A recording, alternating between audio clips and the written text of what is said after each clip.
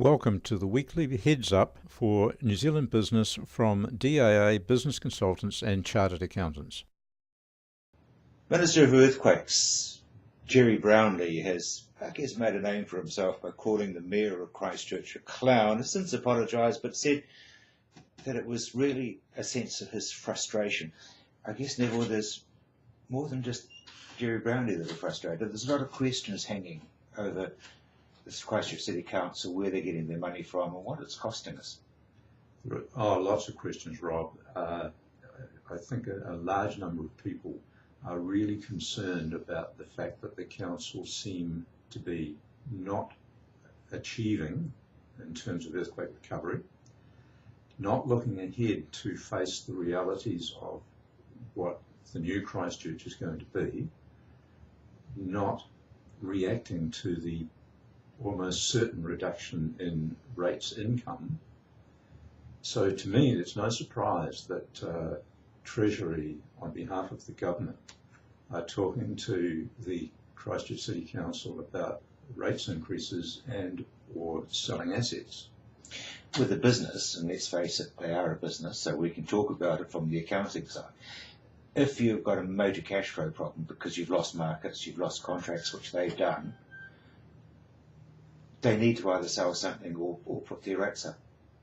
Well, they do. Treasury are right. Christchurch collectively and in total has lost wealth because of the events of September 4, 2010, February 22nd. We all know the dates. We've lost wealth, and you just don't replace that overnight. Wealth has to come out of accumulated saved income, whether we're talking about a single individual person or whether we're talking about a whole damn country. So Christchurch has lost a massive amount of wealth. The insurance payouts are not going to cover that. The government have stepped up and said, we'll kick in, I think it's 5.5 billion, but you know the story. If you're going to take the money from someone else, either as a gift or a loan, there's an obligation that goes with that. And if the government is saying Christchurch have got to make their own contribution, then our council have got to change their entrenched attitudes. They have got to face the reality that rates income is actually going to fall, I believe. I think we can expect it to fall for a number of reasons. First of all, we've got real estate where there are no buildings anymore. So the value on which nobody can morally expect that the previous level of rates will be paid. The council may, but I struggle to believe that they'll get the money.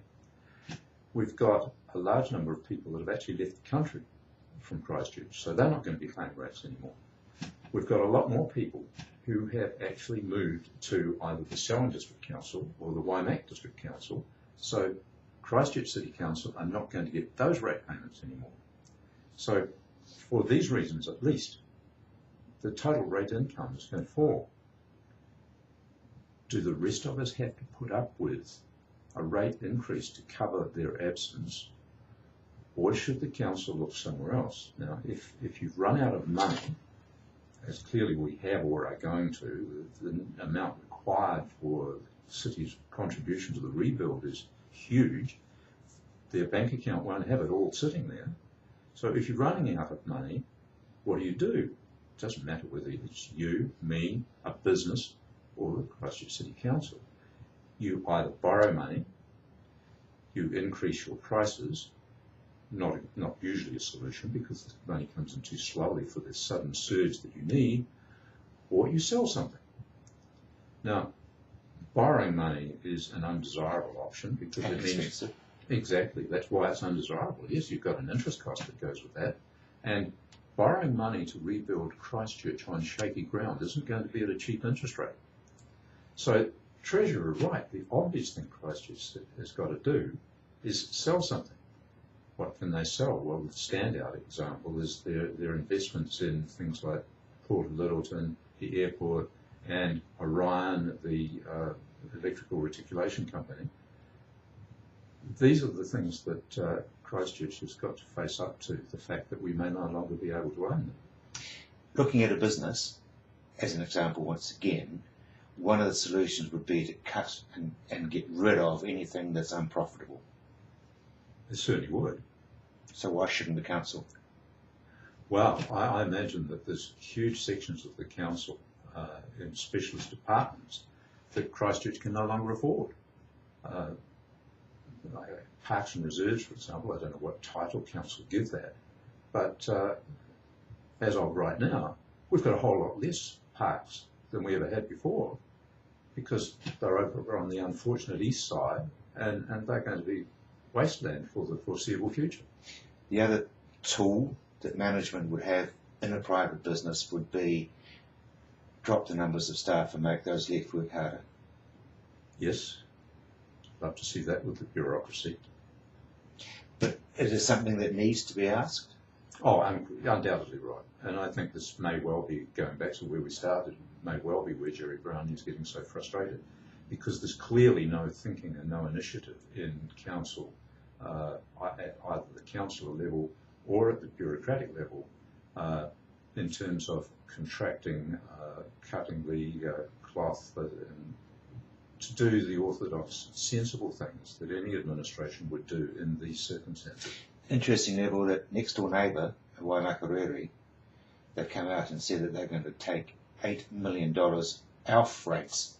In other words, charge $8 million less to help people recover on a personal basis. That's the opposite direction, isn't it? It is, and full marks to them. I don't see that Christchurch City Council could match that in any way. Especially on a pro rata basis. Especially.